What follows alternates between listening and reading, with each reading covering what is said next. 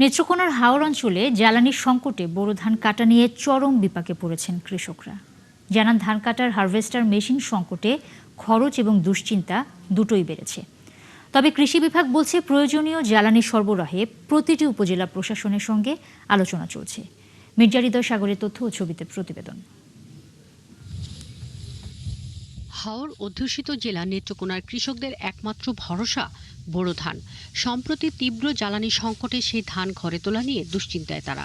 পর্যাপ্ত harvester machine সংকটে ধান কাটতে না পারায় বাড়ছে ঝুঁকি। এছাড়া অতিবৃষ্টিতে ফসল ডুবে যাওয়ার শঙ্কা রয়েছে।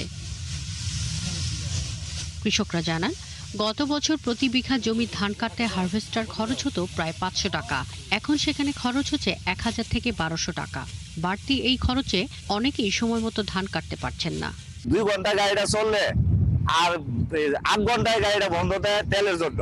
তেলের সংকটটা বেশি রকম। কিছু কাটতে আনতে তাও আবার মেশিন নামে না, তেলের জন্য তেলের খুব সংকট। 500, 550 বা 600, একটু দূরা দিয়ে জমি এটা 600 টাকার মধ্যে কাটছে, কিন্তু এবার তারা 1000, 1200 দাবি করে।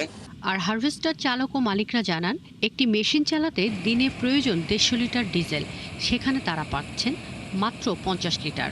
যে বছর হারভেস্টার ছিল 50টাই মাঠে, ওই এখন আসতে মনে করেন যে আপনার 20টা থেকে 22টা আসছে। এই তেলের সংকটে পড়ে গেছে।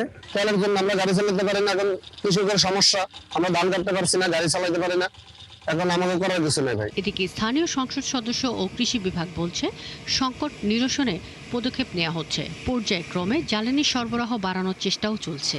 উপজেলা কৃষি অফিসারগণ সেখানে একটা সমন্বয়ের মাধ্যমে আমাদের যে কম্বাইন হারভেস্টারগুলি যাচ্ছে তাদেরকে তেলের ব্যবস্থা তারা করে দিচ্ছে। যদি না পাওয়া যায় থাকে সেটা আমরা ব্যবস্থা করবো, এটা দায়িত্ব আমাদের সরকারের, এবং আমরা সরকারের জনগণের জনপ্রতিনিধি হিসেবে আমাদের দায়িত্ব। এবং আমি টিএনওকে জিজ্ঞেস করেছি, উনি বলেছেন সবাইকে পর্যাপ্ত পরিমাণ 100 লিটার করে দেওয়া হচ্ছে। প্রয়োজনে বেশি লাগলে আমি ডিসির সাথে কথা বলেছি, আরো বেশি দেওয়া হবে। কৃষি বিভাগের তথ্য মতে জেলায় এবার বোরো আবাদ হয়েছে 1,85,587 হেক্টর জমিতে, যার মধ্যে হাওরে রয়েছে 45,000 হেক্টর জমি। শাকিলা শম্পা, 71।